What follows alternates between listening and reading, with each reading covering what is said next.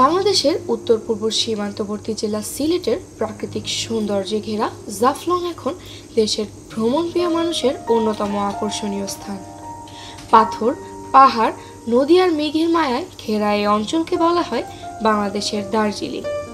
প্রতিদিনই দেশের বিভিন্ন স্থান থেকে শত শত পর্যটক ছুটে আসছেন এখানে। পিয়ার নদীর স্বচ্ছ জল, খাসিয়া পাহাড়ের সবুজ দৃশ্য আর নদীর বুকের পাথর কুড়ানো মানুষের জীবনের গল্প, সব মিলিয়ে জাফলং যেন এক অনন্য আকর্ষণ।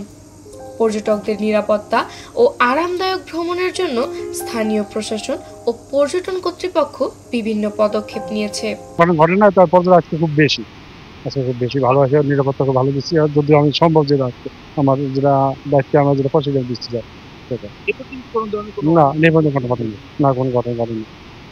এছাড়াও স্থানীয় ব্যবসায়ীরা পর্যটন মৌসুমে বাড়তি আয়ের সুযোগ পেয়েছেন, যা স্থানীয় অর্থনীতিতেও ইতিবাচক প্রভাব ফেলছে। ভ্রমণ প্রেমীদের মতে প্রাকৃতিক সৌন্দর্যের পাশাপাশি জাফলং এর আতিথেয়তা এবং পরিবেশের শান্তি সবকিছুই এদেশের অন্যতম প্রিয় পর্যটন গন্তব্যে পরিণত করেছে।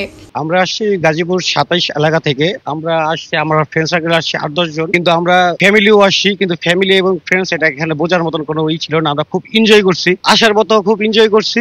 এখানে আসার পরে আমরা ঝর্ণায় গোসল করছি, নদীতে গোসল করছি, আশেপাশে দেখলাম মার্কেট গুলো খুব সুন্দর ছিল, এখানে কেনাকাটা অনেক সাশ্রয়ী আছে। সব মিলে একটা সুন্দর একটা অনুভূতি এখানে আমরা পেয়েছি। আমরা ফ্যামিলি মেটার অনেকে আসছি, সবাই মিলে একসাথে, খালামণিরা, আমরা, আম্মু আব্বু সবাই মিলে আসছি ঘোরার জন্য। শাহজালাল, শাহপুরান মাজার দেখেছি, ঝুলন্ত জাফলং এ এসে অনেক আনন্দ হলো, আমাদের এনজয় হলো। সকাল থেকে অনেক মজা করেছি আমরা, অনেক পিক তোলা হয়েছে। সুন্দর জায়গা, আনন্দ, ভালোই লাগছে, খারাপ না। বাংলাদেশে একটা পর্যটন কেন্দ্র, ইন্ডিয়ার কাছে, বর্ডারের কাছে, ভালোই লাগছে। সাদা পাথর আছে, পানি আছে, কিন্তু ঝর্ণাটা নাই এই সময়, এই সিজনে। ঝর্ণাটা থাকলে আরো আনন্দটা অনেক সুন্দর উপভোগ হইতো।